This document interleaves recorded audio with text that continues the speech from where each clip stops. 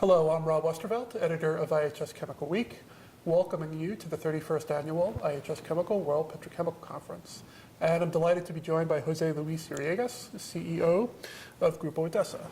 Thanks for joining us today. Thank you, Rob. A lot of attention to WPC this year about the impact of the energy environment, specifically lower oil. I wonder if you could talk about the impact that that's had on demand in Mexico, what you're seeing in Mexico and the broader economy, and how it's impacted the demand for your products. Right. Well, the low prices in crude oil impact in Mexico, basically the state-owned company Pemex. Yep. It's a large organization that is very much dependent on this price. So the main effect is there.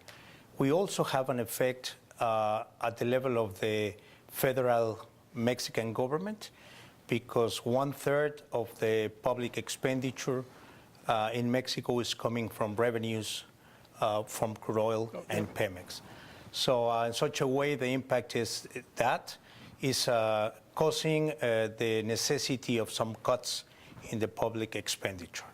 But having said that, the chemical and petrochemical industry is doing well. We supply a lot of the industries in Mexico that export products to different parts of the world, particularly to the U.S.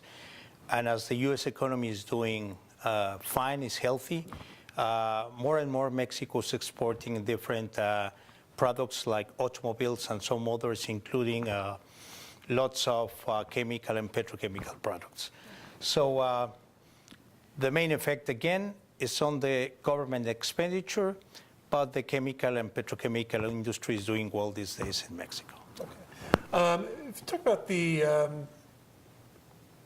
Grupo Idesa strategy here, obviously Mexico has become a net importer of petrochemicals, and obviously I do want to ask about the Ethylene 21 project, but if you could talk about the strategy there and how Mexico is becoming becoming more self-sufficient in petrochemicals, and how that's being accomplished and the role that your company is playing. Yeah, maybe I can use the example of Ethylene 21 project. Yep. So what we're trying to do in Mexico is to take advantage of being in North America region with a very competitive price in feedstocks, which is a very relevant ingredient to be competitive in this industry. So what we are doing these days is, if we have the volume of those hydrocarbons, we try to arrange long-term agreements to supply those feedstocks to transformers as we are. In Ethylene 21, as you maybe remember, we started that effort since the year 2009. We signed a contract the following year, 2010. We started with the engineering, procurement, and construction, and we are very happy to mention that in March we will be completing the commissioning phase of the plant, so that we expect to have product to be sold by April of this year. So after a period of 4 to 5 years, we are almost there. Excellent. With a plant which is having product to sell to our customers. Okay, so it looks like startup is imminent. You're starting to feed hydrocarbons to the cracker itself? Oh, yes. Okay. Since January, we are having hydrocarbons in.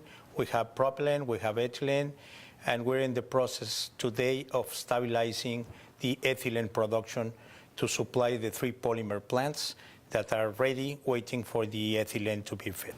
Great, thank you. And can you give us an update? I know you have a sodium cyanide project starting up later this year. Can you give us a status update on that project as well? Sure. This is the JV that we have with the German company Evonik to produce sodium cyanide in Mexico, a very important chemical ingredient in the mining industry. As you may know, Mexico is very relevant in the mining industry, number 1 in silver production. So this plant is at 80% progress in construction, and mechanical completion is expected by the end of May and should be on stream by August. Great. Jose Luis, thanks for those updates, and thanks for joining us today.